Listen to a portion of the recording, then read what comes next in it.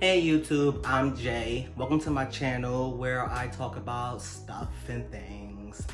Today I'm going to be talking about staying motivated when making YouTube videos from a psychological perspective. Now, for the most part, most of us on YouTube are making videos to serve some type of purpose or goal. Whether that goal is intrinsic, such as gaining self-esteem from being in front of camera, or community from communicating with other small YouTubers, or extrinsic reasons such as a monetary gain. We're all on here, for the most part, we are all on here for some type of goal. And for the most part, the goal can seem really far away when you're just beginning. This is my third video, and it's hard to stay motivated already. So today I'm going to talk about Maslow's theory of motivation.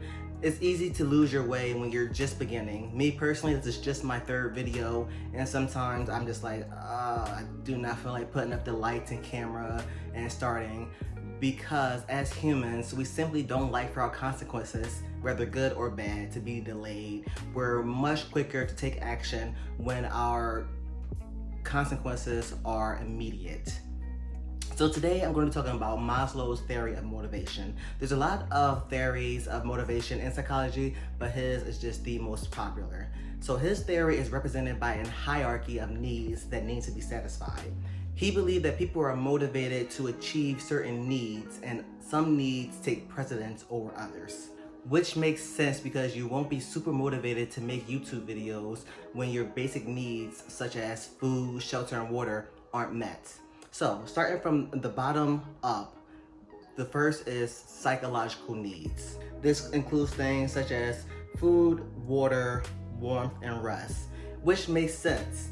So, currently we're in a pandemic, and a lot of people, even if you have no prior experience with depression, this is a really unique and horrible time, and you might be going through bouts of depression. The last thing that's on your mind is to make YouTube videos. It takes a lot to set up the camera and want to speak in front of a camera and the editing. And if you're not there mentally, then you won't be motivated to do such. So for me personally, I'm going to apply all this to my own situation. For me personally, I needed to make sure that I was in a right mind frame before making YouTube videos, because it's not just, we like to think like we're in our own world, but people are looking into our world when they see our YouTube videos, and sometimes the comments can be really nasty. And you need to be in a right mind frame before you decide to put that camera up and sit down and begin to speak, and be prepared for everything that comes with putting yourself out on the internet and speaking in front of the camera, both good and bad. The next up will be safety needs, which kind of goes into what I just said about putting your life on the internet and speaking and being prepared for any of the comments, both good and bad, and making sure that you feel safe. Like, do you want to put your real name out there, and how much of yourself do you want to share? And me personally, I did not think that I would ever make YouTube videos because I'm an introvert. I'm very private about my life, and there's some weirdos on the internet, let's be honest. The next would be belongingness and love needs, and that's sort of where I'm at now. If you look back to my first video, I said that I wasn't going to tell anyone that I was making YouTube videos or share them on my social media because I just wanted to test out the SEO theories. But quite honestly, that got really boring really fast. And I kind of wanted my friends to see my videos and laugh at me, and or give me pointers, and just kind of have this community of belonging and love and support. So I just recently put the link to my YouTube on my social media, because it's like, hey, why not have my best friend write me and say, I just saw your YouTube video, you look like a complete twat, and just kind of take the mickey for fun, because honestly that motivates me to say something like, well, wait until you see next week's video. And it's just kind of like that awesome belongingness and community, if you will. The next up, we have esteemed needs. This is the feeling of accomplishment. I guess this will be where I hope to be soon. And by soon, I mean within 9 months.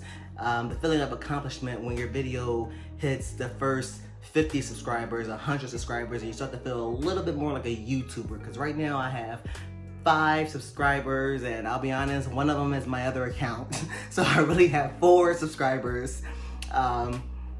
and just kind of having this feeling of accomplishment and that what I'm doing actually matters and there's someone seeing it, and I actually feel like, okay, I'm getting up in the big league. I mean, not really with just 50 subscribers, but that's better than 0. And once you have that feeling of accomplishment, it kind of motivates you to keep going more, keep going harder, and keep perfecting your craft. This is my 3rd video, and honestly, I have used that phrase, perfecting your craft, in every video now, because it's honestly all it is. This is only my 3rd video. I cannot emphasize it enough that by no means am I perfect at speaking on camera, obviously, and by no means is my equipment 100%, but this video is probably going to be better than my first video. And at the very tip of the pyramid for Maslow's hierarchy of needs and his motivation of theory is self-actualization. That is achieving one's full potential, including creative activities. Now that's kind of obvious because that's what we're on YouTube to do, to kind of share our creativity and to have this self-actualization. One of the biggest things that YouTubers are gonna say, do in order to grow your YouTube is to find your niche. You're not gonna find your niche until you fulfill all these other needs. Your niche is going to change, your niche is going to alter, you know, through all of these different hierarchy of needs that you want to fulfill. Self-actualization, I think self-actualization, to me, it sounds like finding your voice. And that's what happens when you make YouTube videos, especially for me as an introvert who's very private and I don't like speaking to people, to possibly end up having thousands of subscribers, hopefully.